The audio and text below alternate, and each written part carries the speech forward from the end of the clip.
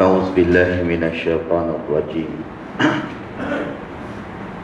بسم الله الرحمن الرحيم. السلام عليكم ورحمة الله وبركاته.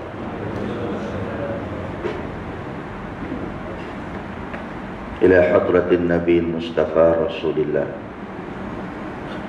صلى الله عليه وسلم وأهل الكرام لهم الفاتحة. أعوذ بالله من الشيطان الرجيم. بسم الله الرحمن الرحيم. الحمد لله رب العالمين الرحمن الرحيم. إياك نعبد وإياك نستعين اهدنا الصراط المستقيم صراط الذين أنعمت عليهم غير المغضوب عليهم ولا الضالين آمين. الحمد لله وبه نستعين. أشهد أن لا إله إلا الله وحده لا شريك له،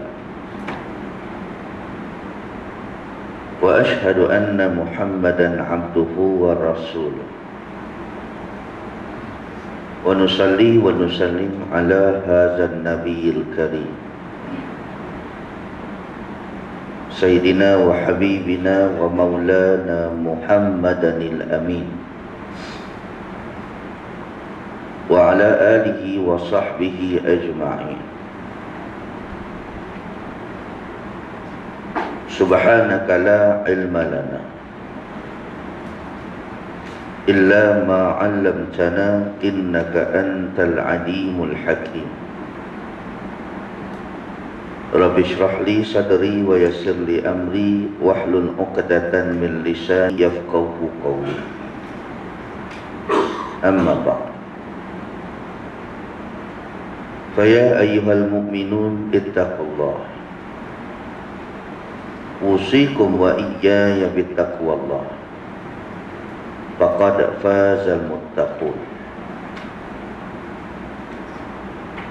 Saudara muslimin muslimat, mudah-mudahan dikasihi dan dirahmati Allah Subhanahu wa taala.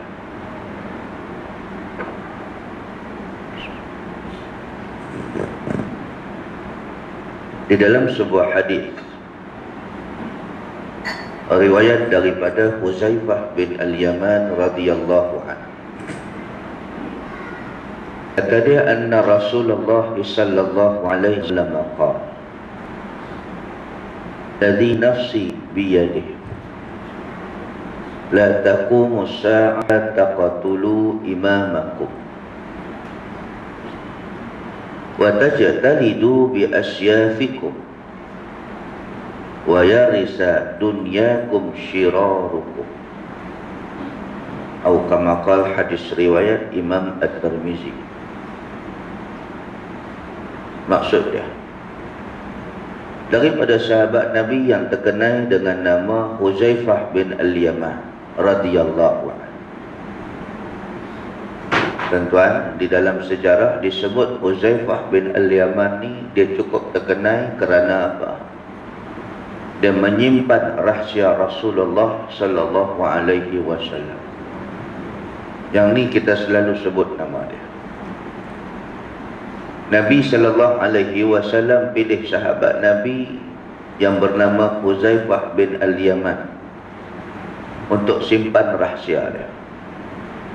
Nabi tak pilih Sayyidina Abu Bakar, Nabi tak pilih Sayyidina Umar, Nabi tak pilih Sayyidina Osman, Nabi tak pilih Sayyidina Ali untuk simpan rahsia Nabi ni, tapi Nabi pilih Huzaifah bin Al-Yaman. Di antara rahsia-rahsia besar yang dia simpan apa dia? Senarai nama munafiqin ada di dalam tangan Huzaifah Al-Yaman. Sahabat Nabi tak tahu pun siapa dia munafik ni. Golongan munafik ni yang dikatakan jumlah dia cukup ramai, antara 3 hingga 400 orang, ataupun 1/3 daripada umat Islam zaman dulu. Cukup ramai, tapi di kalangan sahabat Nabi, mereka tak tahu pun siapakah yang dipanggil munafik ini. Maka Huzaifah bin Al-Yaman tahu siapa dia munafik ni. Sebab apa? Nabi bagi tahu ke dia. Ini hebat Huzaifah bin Al-Yaman. Sehingga kan Sayyidina Umar, apabila dia naik jadi khalifah, kalau sekiranya dia dapat jemputan untuk solat jenazah, biasanya secara sunnahnya kalau sekiranya ada kematian, mereka akan panggil khalifah untuk jadi imam. Maka Sayyidina Umar Al-Khattab akan singgah rumah Huzaifah bin Al-Yaman ni, akan tanya dulu, Huzaifah, aku dapat jemputan untuk semayangkan jenazah si Fulan bin si Fulan. Aku nak tanya, dia ni clear ke tak clear? Apa maksud clear? Kalau dia beriman, maksud dia clear. Kalau dia tak beriman, dia tak clear. Maksudnya kalau dia munafik, maka Sayyidina Umar dia tidak akan datang hadir untuk semayang jenazah orang golongan munafik ni. Maka kalau Huzaifah bin Al-Yaman kata, ya Umar, dia ni clear, dia ni beriman, maka Sayyidina Umar akan teruskan perjalanan, dia akan teruskan niat untuk solat jenazah mayat. Tapi kalau sekiranya Huzaifah bin Al-Yaman kata, huwa munafik, wahai Umar, dia ni munafik, Sayyidina Umar dia tak jadi semayang. Bukan bermakna tak boleh semayang mayat munafik ini, tetapi orang-orang yang alim, orang-orang yang ada kredibiliti agama, orang-orang yang warak seperti Sayyidina Umar, mengikut hukum dia makruh untuk semayang jenazah golongan munafik. Maka dibiarkan orang-orang biasa, orang-orang kampung, orang-orang awam untuk solatkan jenazah orang-orang munafik ini, sebagai pengajaran kepada mereka yang khianat dalam perjuangan Islam. Baik, tuan-tuan muslimin dan muslimat yang dirahmati Allah sekalian. Baik, dia kata apa? Wallazi nafsi biyadih. Dia kata dulu Nabi SAW pernah sebut satu benda. Nabi kata apa? Wallazi nafsi biyadih. Nabi kata, demi Tuhan, demi nyawaku yang berada di atas kederatnya. Yang ni sumpah khusus untuk Rasulullah. Nabi apabila dia sebut dalam hadis, kadang-kadang Nabi dia main sumpah. Apa maksud kalau Nabi main sumpah? Nabi SAW kalau sebut tak pakai sumpah pun tak apa dah. Sebab kita percaya, sebab wajib kita percaya dia Nabi. Apa yang Nabi kata semua wajib kita percaya, sebab dia Nabi. Tapi bila Nabi main sumpah, apa maksud dia pula? Bila Nabi kata wallazi nafsi biyadih, demi nyawaku di atas kudrat Allah, maksudnya apa? Demi nyawa dia ni di atas kekuasaan Allah Subhanahu wa ta'ala. Itu sumpah yang Nabi saja boleh pakai sumpah tu. Kita orang biasa cuma boleh pakai sumpah wallahi wa billahi wa tallahi, itu saja. Yang ni istimewa untuk Rasulullah. So ulama dia membahaskan kenapa Nabi perlu sumpah. Maka mereka buat pendapat bahawa itu menunjukkan Nabi nak ambil perhatian, bahawa benda tu sangat-sangat besar, benda ni sangat-sangat penting. Kalau Nabi sebut biasa sahaja, maka sahabat Nabi dia tak ambil perhatian. Tapi bila Nabi kata wallazi nafsi biyadih, oh, mereka tak boleh lena lah, sebab benda tu penting. Maka Nabi kata la taqumus sa'ah hatta taqtulu imamakum. Nabi kata tak akan berlakunya kiamat sehinggalah orang Islam bunuh pemimpin-pemimpin Islam itu sendiri. Nampak? Itu berlaku, itu merupakan tanda-tanda kiamat kecil. Nabi bagi tahu kiamat ni dia tak akan berlaku kecuali ada pemimpin-pemimpin Islam yang dibunuh oleh orang Islam sendiri. Betul tak betul berlaku? Betul. Sayyidina Umar, siapa bunuh dia? Adakah golongan, adakah Nasrani yang bunuh dia? Adakah Yahudi yang bunuh dia? Tak. Dia dibunuh oleh orang munafik yang terdiri daripada orang Islam. Munafik ni kalau kita nak kenal senang aja. Dia kalau boleh dia tak mau Islam tu sempurna seperti mana yang Quran kata, seperti mana hadis kata. Elok-elok jalan tu lebar, dia bagi sempit jalan Islam ni. Elok-elok jalan Islam ni nampak mudah, dia bagi susah. Itu munafik. Elok-elok jalan tu terang, tiba-tiba dia pergi tabuk paku tekan, nak bagi sakit orang berjalan. Elok-elok ada tangga dah, dia pergi curi tangga tu. Ada tangga dah untuk Islam tu naik, dia pergi curi pula tangga tu. Ni nak tahu perangai orang munafik tu dia. Bahkan golongan munafik ni bukan wujud zaman kita saja, wujud zaman Nabi. Mereka tengok Nabi depan mata mereka, mereka dapat tarbiyah daripada Nabi, mereka bersemayang belakang Nabi, mereka pakai jubah lagu mana Nabi pakai. Tetapi mereka ni munafik. Hati mereka penuh sakit dalam Islam. Baik.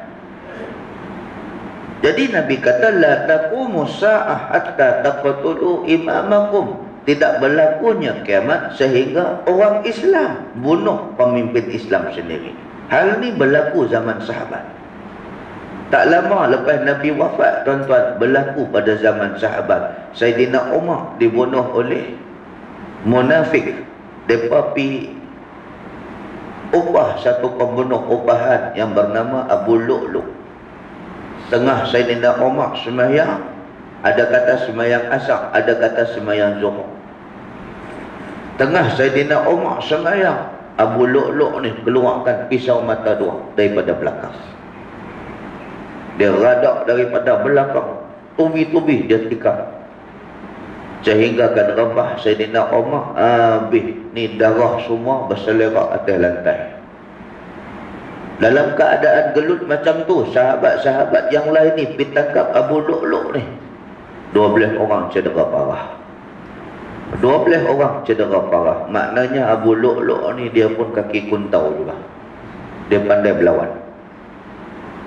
Hari ni tuan-tuan, Syiah di Iran, di Syria, di antara 1 hari bulan hingga 10 hari bulan, dia satu hari bulan hingga 10 hari bulan Muharram, sebelum mereka rayakan hari Karbala tu, 10 hari bulan tu, antara 1 hingga 10 tu mereka pilih 1 hari merayakan kemenangan Abu Lu'lu' bunuh Sayyidina Umar. Pelik tak pelik? Kita sebagai orang Islam sepatutnya sedih dengan kematian Sayyidina Umar. Dah, mereka seronok. Mereka merayakan, mereka julak nama orang yang bunuh Sayyidina Umar ni, yakni Abu Lu'lu'. Mereka puji, mereka buat sajak, mereka buat syair, mereka buat satu lagu khusus untuk Abu Lu'lu'. Teruk tak teruk Syiah? Dan tuan muslimin dan muslimat yang dirahmati Allah. Kemudian mai Sayyidina Osman pun, siapa yang bunuh Sayyidina Osman ni? Adakah Nasrani, adakah Majusi, adakah Yahudi? Dan orang Islam sendiri pun orang munafik yang buat kejam. Begitu juga Sayyidina Ali karramallahu wajhah, Khalifah Islam yang keempat. Siapa bunuh dia? Bukan orang Yahudi, bukan orang Nasrani, tetapi adalah orang Islam sendiri, yakni golongan munafik. Tuan-tuan muslimin dan muslimat dan rahmati Allah sekalian, kalau golongan munafik ni dia sanggup bunuh imam-imam, dia sanggup bunuh khalifah, mustahil tak mustahil mereka ni sanggup bunuh perjuangan Islam? Tak mustahil. Kalau Sayyidina Umar pun mereka sanggup bunuh, Osman, Ali pun mereka sanggup bunuh, apatah lagi mustahil mereka untuk bunuh pejuang-pejuang ataupun dalam perjuangan Islam ni. Baik, muslimin dan muslimat yang dirahmati Allah. Itu nombor 1. Yang kedua, Nabi kata wa tajtalidu bi asyafikum.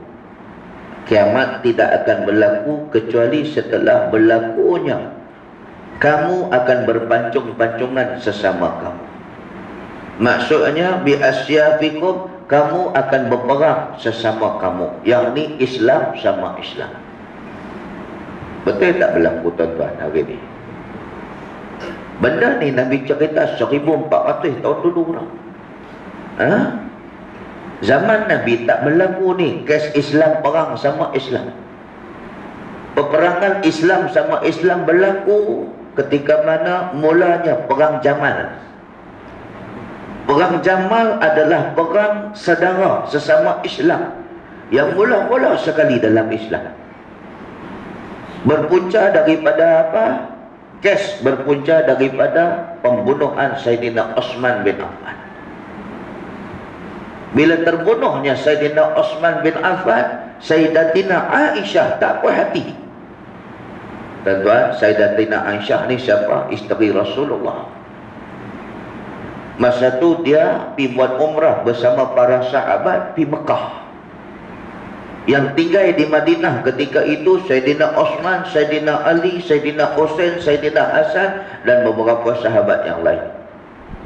Tak ramai yang ada di Madinah sebab mereka ramai pergi buat umrah yang dikepalai oleh Siti Aisyah radhiyallahu anha. Oh tuan-tuan, waktu tu lah puak munafik ni lancarkan serangan bertubi-tubi terhadap Saidina Osman bin Affan. Mereka upah satu gangster daripada Mesir kepung rumah Saidina Osman nak bunuh Osman ni. Bila cek balik, apa salah Saidina Osman? Adakah dia kaki rasuah? Adakah dia minum arak? Adakah dia khianat? Adakah dia curi harta rakyat? Dah, dek kerana nak mempertahankan hukum-hukum Allah, orang benci dia. Perangai munafik ni, dia akan cuba jatuhkan orang yang nak laksanakan Islam sungguh-sungguh ni. Saidina Umar pun macam tu juga. Pasal apa orang benci dia? Adakah dia pecah amanah? Adakah dia khianat? Adakah dia minum arak? Adakah dia orang yang buat maksiat? Dah, dek kerana dia tegas melaksanakan hukum Islam, orang benci dia. Tuan-tuan, akhirnya bunuh Saidina Osman. Baik, apabila terbunuhnya Saidina Osman bin Affan, maka Sayyidatina Aisyah tak puas hati. Berlakulah khabar angin kononnya Saidina Ali terlibat sekali dengan pembunuhan itu. Sebab lepas Saidina Osman naik, lepas Saidina Osman mati, maka Saidina Ali naik jadi khalifah. Maka apabila Sayyidatina Aisyah tunggu lama sangat ni, kenapa pembunuh Saidina Osman ni tak dicari-cari lagi? Dah 2 minggu lah tak dicari-cari lagi. Maka dia berkumpul para sahabat yang ada di Mekah. Maka dia berceramah, dia berkhutbah, kita kena tuntut bela pembunuhan Saidina Osman bin Affan. Maka dia pun dengan ramai para sahabat bergerak ke Basrah. Bergerak ke Basrah, Iraq, untuk kumpul lagi ramai sahabat Nabi sehingga jumlah mereka 5,000 orang. Saidina Ali nampak keadaan dah jadi makin runcing. Dia nampak Sayyidatina Aisyah ni dah salah faham. Aduh, mereka dah salah faham. Ali ni menantu Aisyah. Tuan-tuan, cuba tuan-tuan fikir macam mana Ali boleh berperang dengan Siti Aisyah. Siti Aisyah adalah mak mentua dia, sedangkan Ali adalah menantu Rasulullah dan menantu Aisyah. Macam mana anak beranak ni boleh perang? Adakah Ali yang salah? Adakah Aisyah yang salah? Dah, yang salah adalah munafiqin. Mereka duk laga-laga antara dua belah pihak. Tuan-tuan, kalau orang sehebat Aisyah dan orang sehebat Ali pun tewas di tangan munafik sampai berlagak, apakah kita tak boleh tewas dengan mereka? Cukup bahaya golongan munafik ni. Sehingga Tuhan benci golongan munafik ni. Allah Ta'ala lompokkan sekali mereka dengan golongan kafir dalam neraka Jahannam. Tuhan kata, innallaha jami'ul munafiqin wal kafirin fi jahannam jami'a. Ayat surah An-Nisa 140. Balik ni cek. Sesungguhnya Allah Ta'ala besok akan kumpulkan sekali golongan munafik dan golongan kafir fi jahannam jami'a, dalam lubang neraka jahanam, duduk sekali sama-sama. Bahaya golongan munafik. Tuhan tak pandang apa mereka ni, sehingga Tuhan benci lagi dalam satu ayat Quran yang lain. Tuhan kata innal munafiqin bidarkil asfali minan nar.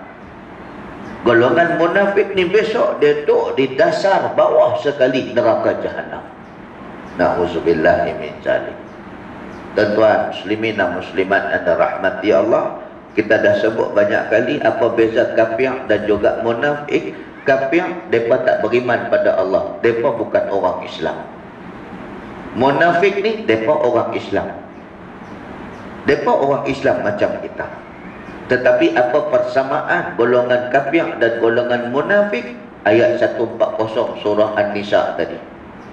Innallaha jami'ul munafiqina wal kafirin fi jahannam jami'a. Sesungguhnya Tuhan akan kumpulkan sekali golongan munafik dan golongan kafir duduk dalam lubang neraka jahanam sama-sama. Itu persamaan munafikin dan juga golongan kafir. Muslimin dan muslimat dan rahmati Allah sekalian. Baik. Pendek cerita, Sayyidatina Aisyah bila kumpul di Basrah, maka Sayyidina Ali pun juga dibawa bala tentera dia. Sayyidina Hasan dah cakap dengan Sayyidina Ali, ayah kalau nak jumpa nenek, kalau nak jumpa opah, Sayyidatina Aisyah ni opah dia, kalau nak jumpa opah jangan bawa tentera lah, kita pergi 3-4 orang saja. Apa kata Sayyidina Ali? Ayah bawa tentera bukan nak perang dengan opah kamu. Ayah bawa tentera untuk langkah berjaga-jaga, takut-takut ada musuh dalam selimut kita ni. Maka dia pun bawa tentera. Siti Aisyah pun ada tentera dia. Maka mereka berunding, masing-masing hantar wakil berunding. Wakil Siti Aisyah dia kata apa? Kami bukan nak perang dengan Sayyidina Ali, tapi kami nak cakap bahawa kami tak puas hati. Lah ni dah makan sebulan dah, kenapa pembunuh kepada Sayyidina Osman tak dicari-cari lagi? Kenapa kes ni tak selesai lagi? Apa kata wakil Sayyidina Ali? Dia kata bukan kami tak cari pembunuh Sayyidina Osman, tetapi kes ini sangat-sangat complicated, sangat-sangat rumit. Kami takut kalau kami tersalah cari, maka kami telah menzalimi orang yang tak bersalah. Akhirnya mereka damai. Mereka damai. Siti Aisyah kata, baik, kalau macam tu okey, kami boleh terima alasan. Kami berunduk dulu, tengoklah 3-4 hari kami pulanglah ke Madinah. Wakil Sayyidina Ali pun kata, okey, kalau macam tu kita damai. Masing-masing dah shake hand dah salam dah. Malam tu tuan-tuan, ketua munafik Abdullah bin Salul ni, Abdullah bin Ubay bin Salul Al-Bahlul, ini saya tambah, nampak bahawa benda ni tak boleh jadi. Memang puak munafik ni minta supaya Sayyidatina Aisyah dan Ali perang. Sebab apa? Kalau mereka damai, mereka akan cari munafik ni. Sebab yang bunuh Osman ni adalah munafikin. Ni tak boleh jadi. Kalau mereka damai, mereka akan cari kita. Jom malam ni kita bagi mereka ganti. Maka munafik telah melancarkan peperangan secara sulit. Malam itu satu kumpulan serang kem Sayyidatina Aisyah, satu kumpulan serang kem Sayyidina Ali. Waktu malam, tengah mereka tidur. Tengok tuan-tuan, jahat tak jahat munafik ni. Apabila Siti Aisyah kena serang, dalam kepala otak mereka fikir siapa serang. Dah tentu mereka fikir Sayyidina Ali yang serang. Sayyidina Ali bila kena serang, apa mereka fikir pula? Kata Aisyah nak damai dengan kita, tengok-tengok tang belakang dia pukul kita. Akhirnya berlaku peperangan yang tak sepatutnya terjadi. Antara anak beranak Siti Aisyah ni mak mentua, Saidina Ali menantu. Dan pengikut-pengikut kedua-dua belah pihak ni hebat-hebat. Di kalangan mereka ada yang merupakan penulis wahyu Rasulullah. Di kalangan mereka ada yang hafiz-hafiz Quran. Di kalangan mereka ada yang sama-sama berjihad dalam perang Badar, dalam perang Uhud. Tiba-tiba berbunuh-bunuhan sesama sendiri. Apa punca mereka ni? Adakah kerana kesilapan Sayyidina Ali? Tidak. Adakah kerana kesalahan Sayyidatina Aisyah? Tidak. Ni semua berpunca daripada pihak ketiga, third party, yakni golongan munafiqin laknatullah. Adakah mustahil benda ni tak berlaku zaman Allah? Tak mustahil. Kalau Sayyidatina Aisyah pun boleh tewas di tangan munafikin, Sayyidina Ali yang hebat ni boleh masuk juga dalam perangkap golongan munafikin. Apatah lagi kita yang jauh panggang dari api, nak beza ilmu kita dengan mereka. Tuan-tuan, inilah yang disebut dalam hadis, wa tajadalidu bi asyafikum. Hamba akan berperang sesama hamba. Itu tanda kiamat kecil. Hari ini tuan-tuan, bukan kita berperang dengan Yahudi, bukan kita berperang dengan Kristian, kita bukan berperang dengan orang kafir. Hari ini dunia menyaksikan Islam perang sama Islam sendiri. Tuan-tuan tengok di Syria. Malam tadi saya sebut di Masjid Aitawak Al-Falah. Allahu Akbar. Salah satu daripada keluarga Syria datang dah Malaysia. Suat khabar minggu lepas cerita. Satu orang Balu, dia pindah ke Malaysia. Wartawan tanya dia, mana suami? Suami dah meninggal. Kata, apa kes suami ni? Dia kata, suami saya pilot juruterbang di bawah tentera rejim Bashar al-Assad.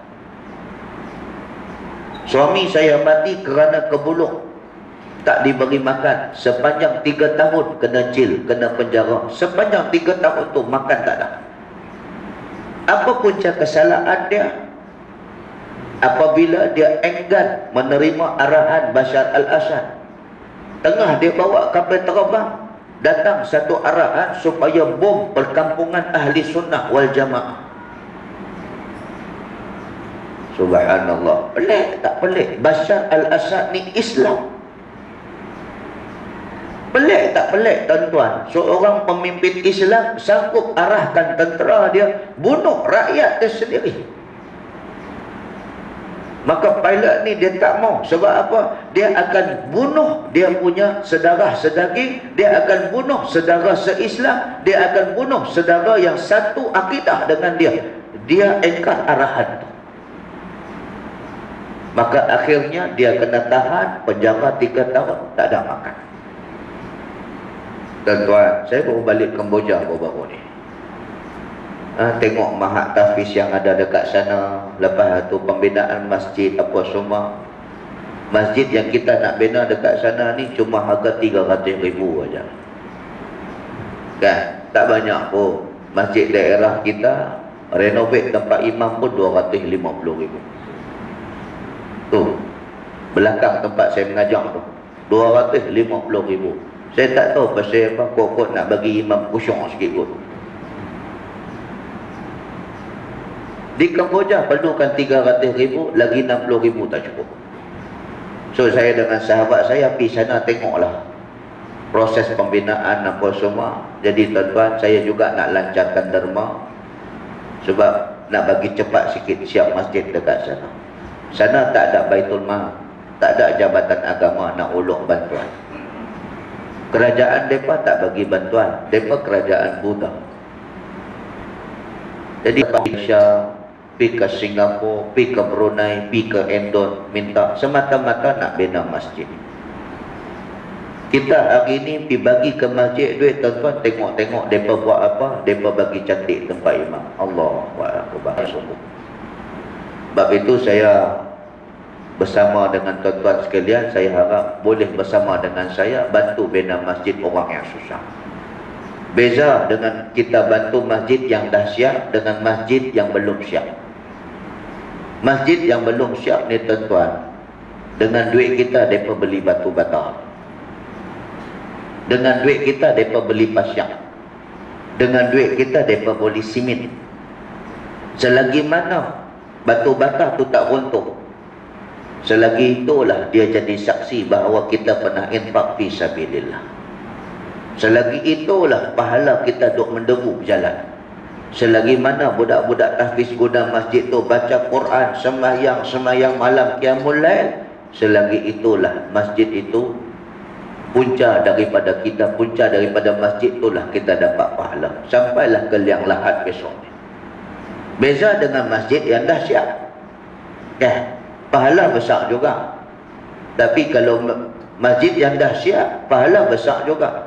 Tapi bila mereka bayar apa? Duit tu mereka bayar bil elektrik, mereka bayar bil api. Bulan depan mungkin tak dapat dah pahala bil api tu sebab orang lain pula bayar pula. Nampak? Mereka beli apa pula? Mereka beli sejadah, mereka beli kapet. 4-5 tahun kapet lain pula tukar pula, maka terhenti pahala kita. Kan?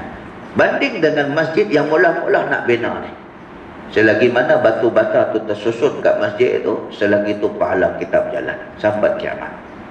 Muslimin dan muslimat yang dirahmati Allah sekalian. Habis saya berjalan di Kemboja, mereka bawa berjalan ke satu penjara, nama dia penjara Pol Pot. Siapa biasa umur 60, zaman 60-an, 70-an, ni rejim Pol Pot, dia komunis. Dia akan tangkap siapa saja yang menentang dia. Ni Kemboja ni dulu, dia lebih kurang macam Bashar al-Assad juga. Siapa yang menentang dia, dia akan tangkap. Bahkan di sana Muzium Pol Pot tu asalnya merupakan sekolah rendah. Dia menjadikan sekolah tu sebagai tempat siksaan orang yang menentang dia. Salah satunya gantung sampai mati, lepas tu kena karat, lepas tu kita tengok dekat situ banyak tengkorak-tengkorak saja disimpan di muzium tu. Yang peliknya tengkorak ni belakang dia mesti ada lubang. Tuan-tuan tahu apa? Ada lubang kecil, ada lubang besar. Maka saya diberitahu tengkorak yang ada lubang kecil itu sebenarnya mereka gerudi hidup-hidup mayat.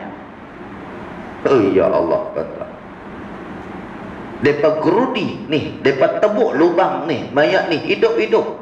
Kalau dia tak mengaku, kalau dia tak kalau dia tak ikut cakap Pol Pot ni, maka dia gerudi lubang tu. Itu lubang kecil. Ada tengkorak pula lubang dia besar. Itu petanda dia dibunuh dalam keadaan kena pukul dengan tukui besar.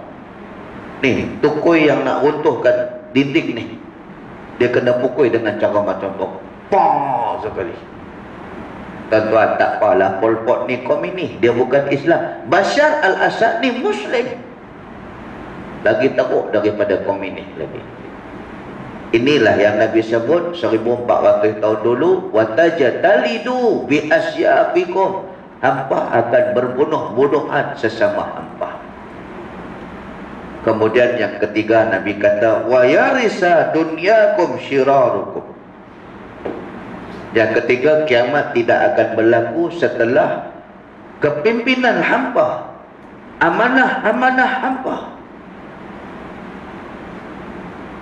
jawatan-jawatan dalam negara hampa. Dunyakum syirarukum akan dipusakai oleh orang yang paling teruk di kalangan hampa.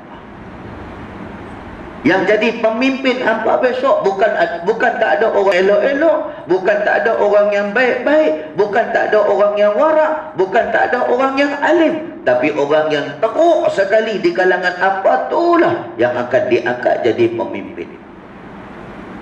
Bukan tak ada orang cerdik pandai, orang yang kaki lena itulah diangkat jadi menteri besar. Tuan-tuan, Nabi cerita benda ni 1400, cuma Nabi tak sebut pemimpin Kedah lah. Siapa orang Kedah? Masing-masing tunduk kepala, tak mengaku konon. Nabi kata dah ni, yang kaki rasuah itulah diangkat, yang kaki maksiat itulah yang diangkat, yang tolak hukum Tuhan itulah yang diangkat jadi pemimpin. Walhal kita tahu dah perangai dia tolak hukum Tuhan, jijik sungguh. Orang ni pula diangkat jadi pemimpin, orang yang warak-warak, orang yang alim-alim pula, maka mereka ketepikan. Tuan-tuan muslimin dan muslimat yang dirahmati Allah sekalian, inilah merupakan petanda-petanda kiamat kecil. Sebab tu kita sebagai orang Islam, especially kepada orang yang memperjuangkan agama Allah, kena sabar. Islam dia pasti akan menang. Cuma sebelum Islam menang, Tuhan nak keluarkan dulu kes-kes ni, cerita-cerita ni. Ada orang dia tak sabar, dia nak Islam tu cepat menang. Sabar dulu, sebelum Islam menang, Tuhan akan timbulkan dulu tanda-tanda kiamat ni. Salah satu tanda-tanda kiamat, yakni wa yarisa dunyakum syirarukum, akan mempusakai dunia kamu. Dunia ni nanti dipimpin oleh orang yang jahat-jahat di kalangan kamu. Ini mesti timbul dulu sebelum Islam menang. Tapi ada orang yang tak mengaji ni, dia tak sabar dengan benda-benda macam ni, akhirnya dia melompat. Melompat sampai ke tahap buang mikrofon. Pam, sekali buang. Yang gelak tu tengoklah. Dia tak puas hati, pasal apa tak menang-menang. Aku dah umur 60 dah. Pam, sekali dia baling mikrofon dia. Sik baik tak kena nak darah seorang. Cuba tengok. Tu pasal hampa tak mengaji. Bila hampa tak mengaji, hampa meloncat lah. Kalau hampa mengaji, hampa akan jadi tenang. Sabar. Tuhan tak pernah mungkir janji. Malam tadi, malam. Lepas tu dia janji kita bagi siang. Ada Tuhan dia ponteng janji dia. Dia tak pernah ponteng. Macam mana adanya malam, adanya siang. Setiap tahun adanya raya, setiap tahun adanya puasa. Ada pernah Tuhan mungkir janji? Tak pernah. Kalau yang tu Tuhan tak pernah mungkir janji, kemenangan untuk Islam pun Tuhan tak pernah mungkir. Cuma sabarlah dalam perjuangan Islam ni. Bahkan dalam perjuangan Islam ni, menang pun berpahala, kalah pun berpahala. Apa nak risau?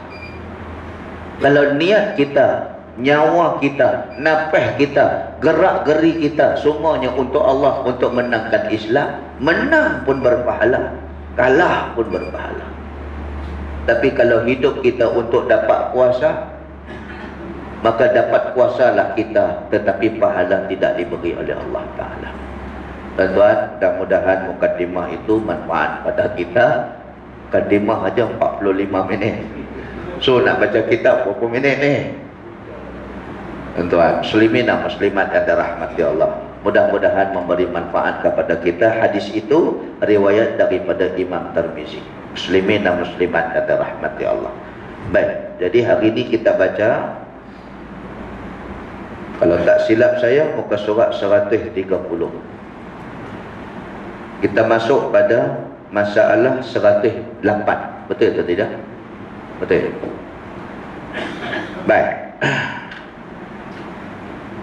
Kita masih lagi membincangkan tajuk besar dia, Asy-Syada'id allati laqiyaha Nabi wa ashabih.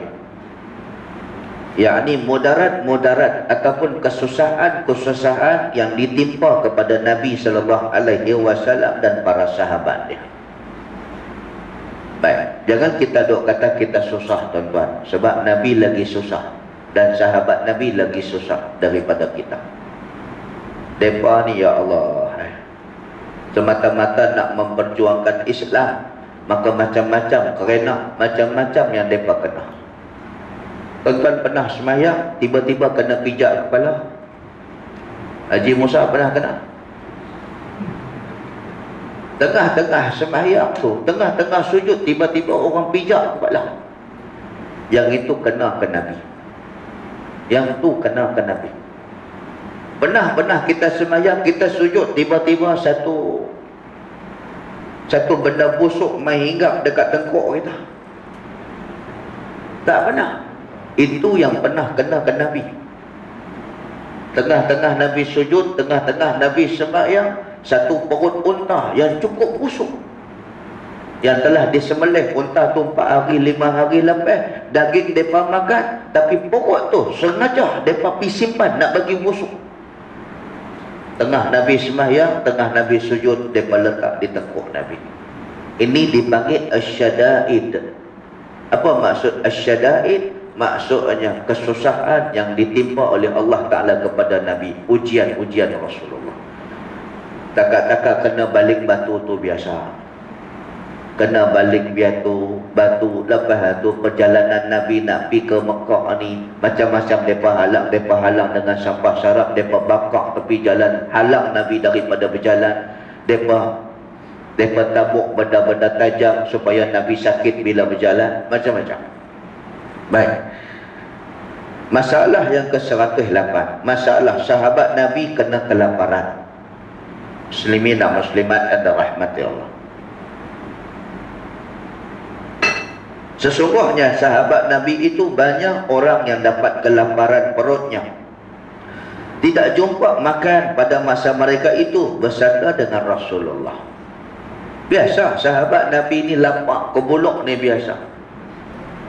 Sehingga satu kes tuan-tuan, sahabat Nabi yang lapar ni pergi mengadu kepada Rasulullah.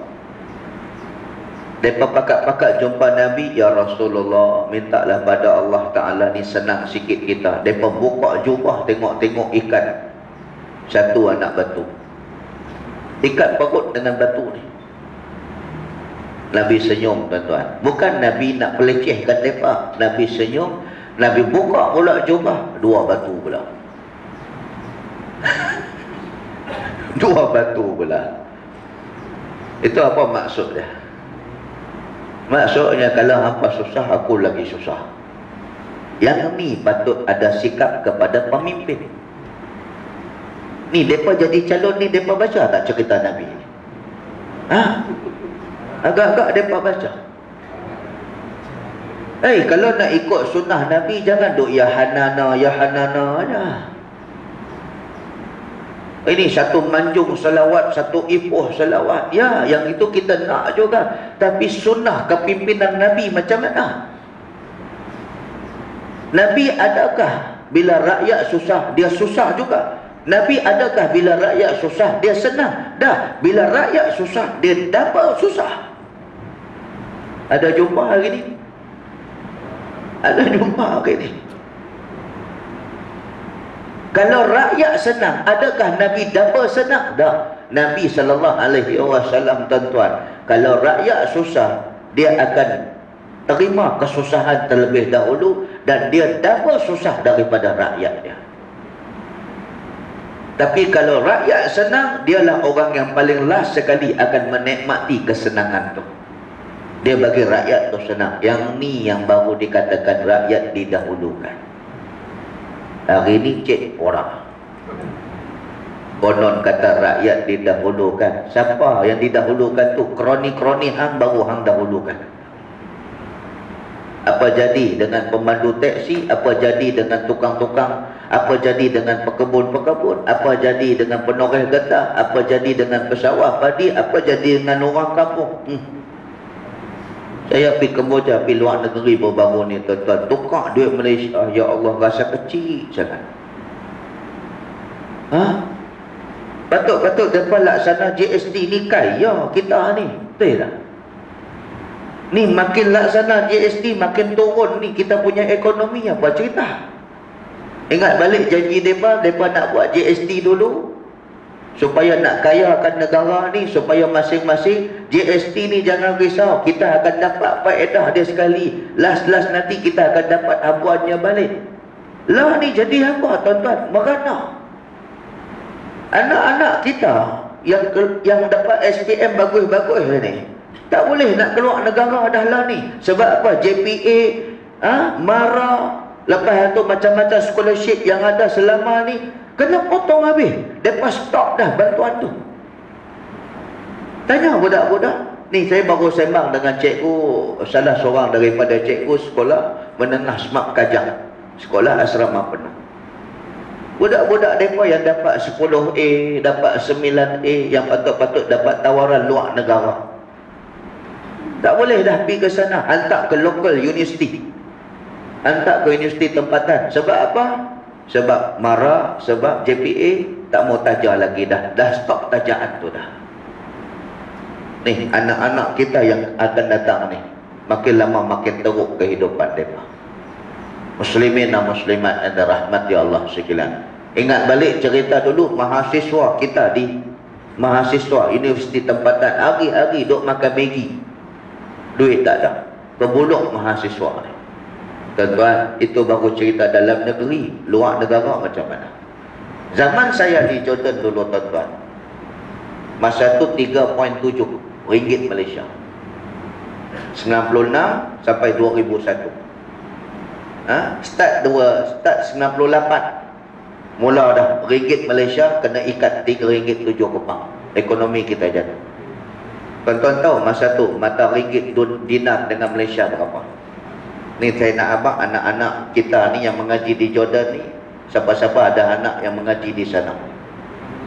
Dulu zaman saya mengaji, tuan-tuan, 1 dinar duit depa, 5 ringgit duit kita. Tinggi tak tinggi? Tinggi. Lah ni dah naik jadi 4 point berapa sekarang ni? 4.4 lah. Saya baru tukar hari tu 4 ringgit 47 kopang dolar. Kalau dulu 1 dinar jadi 5 ringgit, itu 3.7. Lah ni 4.47. Tuan-tuan boleh bayang berapa mereka? Silat-silat hari bulan 1 dinar dah jadi 8 ringgit duit kita. Mereka nak makan apa? Kalau ada scholarship tak apa, beasiswa ni yang mak ayah hantar ni, sakit, tuan-tuan. Zaman saya dulu pula pound sterling 6 ringgit setengah. 1 pound sterling 6 ringgit setengah. Agak-agak lah ni dah jadi berapa? Subhanallah. Muslimin dan muslimat yang dirahmati Allah Subhanahu wa ta'ala. Yang ni sepatutnya bila laksana GST tu, mereka kata rakyat akan dapat balik habuan. Apa yang mereka dapat kita pun tak tahu. Takat-takat hang bagi BRIM 500 tu berapa lah sana? Kali 365 hari. Kita ada setahun 365 hari, coba bahagi 500 ringgit, berapa kupang kita boleh dapat? Tuan-tuan muslimin dan muslimat dan rahmati Allah sekalian, takat-takat ni masih lagi nak bagi mereka pegang juga tak tahulah.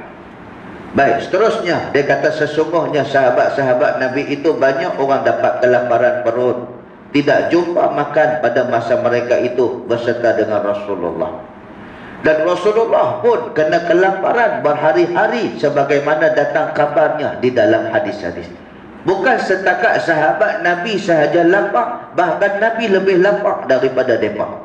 Semua mereka itu dapat kelaparan dalam negeri Madinah itu kerana tidak ada apa suatu yang dalam tangan mau dimakan dan pakai. Kerana yang pertamanya mereka itu tidak mau berpindah. Mereka itu baru pindah daripada Mekah ke Madinah itu dengan meninggalkan segala harta dan rumah tangganya. Pasal apa sahabat Nabi di Madinah ni kebulung?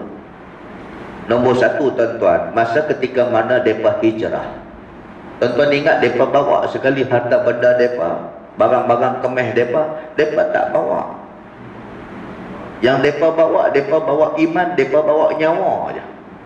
Ni ketika berhijrah, mereka tinggal habis segala barang-barang. Mana boleh bawa, tuan-tuan?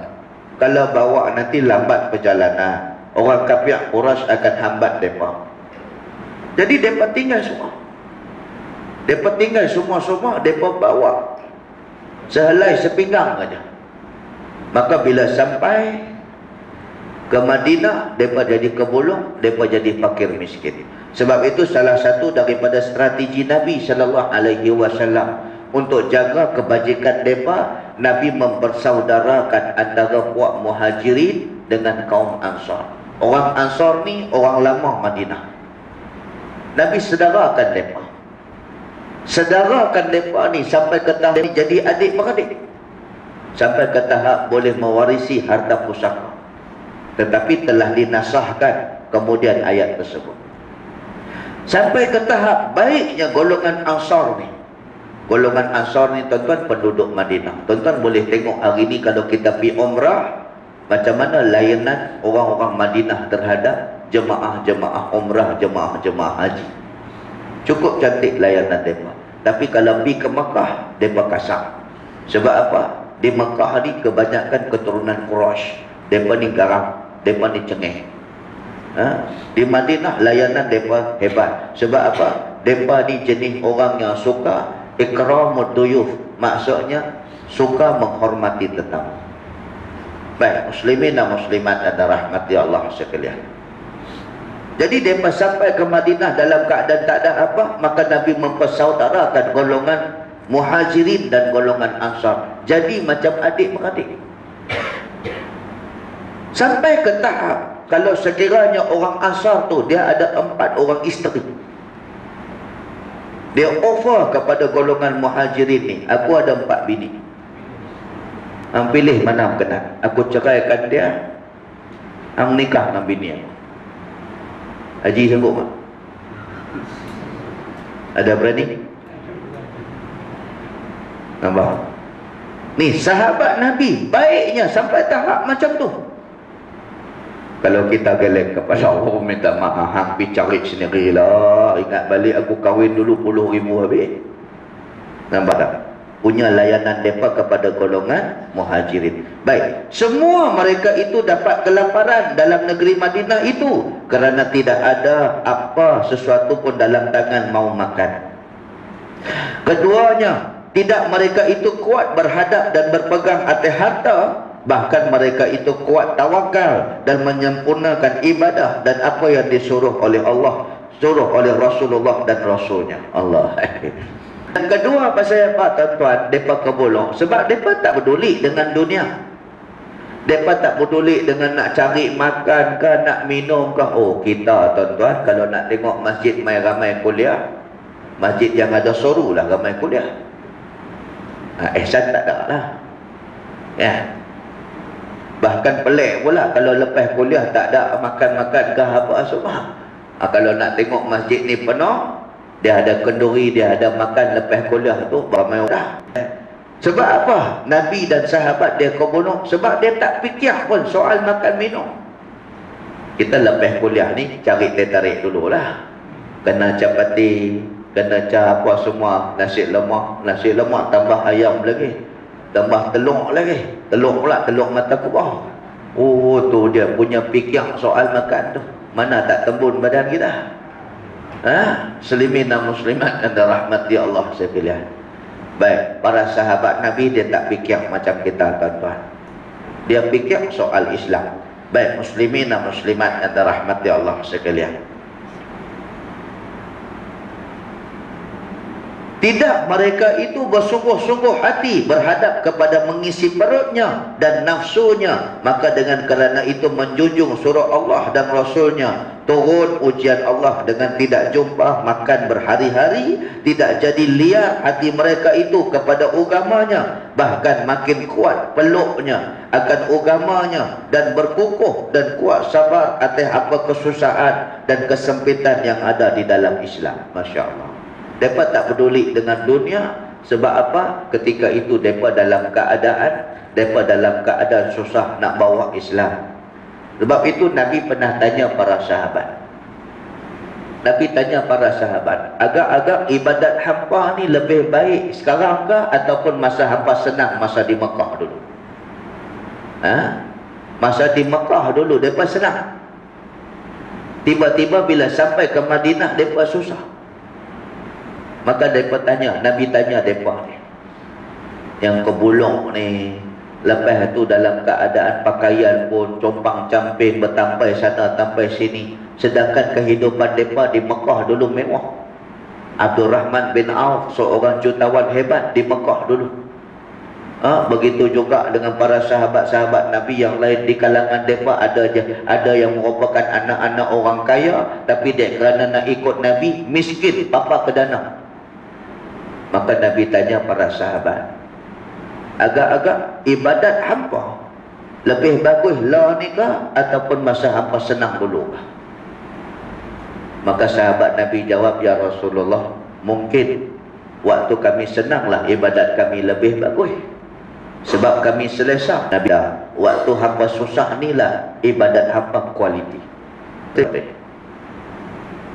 Masa kita senang-senang, sehat-sehat macam ni, tuan-tuan nak sembahyang tahajud? Bertanya Ustaz. Kalau tak susah tuan-tuan, sorry nak tahajud Allah, sorry nak bangun malam, sorry nak sembahyang lama-lama. Hari ni berapa banyak kita senang macam ini tuan-tuan. Tok Imam baca doa panjang sikit pun kita cemuih dah. Aduh, itu imam ni dia karang doa panjang-panjang pula. Cuba kalau kita sembahyang seorang-seorang, Assalamualaikum warahmatullahi, Assalamualaikum warahmatullahi. Dah lah sembahyang tadi nak jebat-jebat, doa apa kita baca? Ya Allah, macam biasa. Tu dia. Tu time senang tu. Pasal apa? Dia kata, hai, Tuhan tahu dah kita apa nak doa. Pagi tadi Rabbana Atina, maghrib pun Rabbana Atina lah. Dia tahu dah. Macam biasa. Nak ni kedai mamak kami minta teh tarik macam biasa. Tapi cuba kalau susah tuan-tuan, Masya Allah, sembahyang kita penuh dengan khusyuk, sembahyang kita pelan-pelan. Katalah susah, anak kita sakit, perlukan perawatan. Dalam tempoh 3 bulan perlu 300,000. Doktor nak operate. Dalam masa tu lah Allah minta tolong dengan kawan-kawan, siapa pun tak boleh tolong. Lepas tu minta tolong adik-beradik, semua pakat-pakat tak mau angkat telefon kita. Bila main rumah pula macam-macam alasan, kata, minta maaf kami tak ada rumah, kami pergi Langkawi. Kita sampai rumah mereka, mereka tutup pagar, mereka tutup pintu, kita bagi salam, mereka tak mau nyok. Assalamualaikum kak, Assalamualaikum. Mereka ada dalam kereta ada, tapi tak mau buka. Mereka tahu kita ni nak minta tolong dengan mereka. Dalam keadaan macam ni pula, doktor kata kena cepat bedah. Sebab apa? Dia ni kena cepat, tapi kena 300,000. Allahu Akbar. Lah kita tak fikir lain dah tuan-tuan, kita cari Allah. Start takbiratul ihram tu, ayat mata melek lah. Itu kalau susah. Allahu Akbar, ayat mata menitik lah. Baca Fatihah pun pelan-pelan, Alhamdulillahirabbil alamin. Lepas tu sebab sikit, Ar-Rahman Ar-Rahim, menangis dalam keadaan sembahyang. Lepas tu sujud tuan-tuan, sujud pun lama, Masya Allah. Sampailah habis kita sembahyang, tikar jadah kita ni penuh basah dengan air mata. Dah habis sembahyang, rasa nak sembahyang balik. Dah habis sembahyang, rasa nak sembahyang balik. Punya syok kita sembahyang time tu. Sebab apa? Kita tahu Tuhan saja upaya kita, dan Tuhan saja boleh settle masalah kita. Tapi cuba kalau senang, Tok Imam baca ayat lama sikit pun, merampus.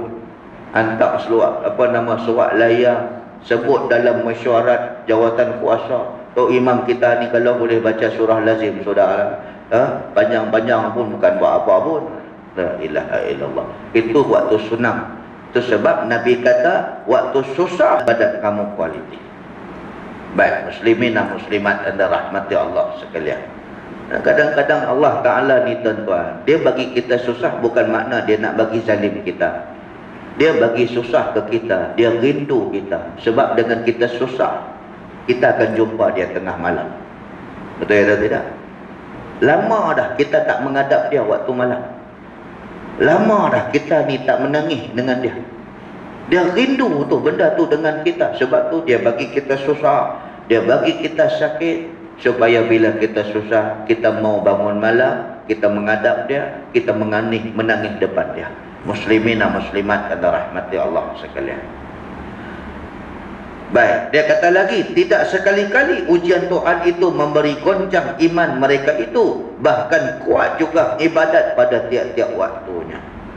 Makin kuat ujian Allah, makin kuat semangat mereka, bahkan tak pernah luntur semangat mereka, dan lapar mereka itu tahan akan dia. Maka di sini telah dikeluarkan oleh Abu Isa Tirmizi dengan khabar yang sedikit daripada sahabat Nabi kita.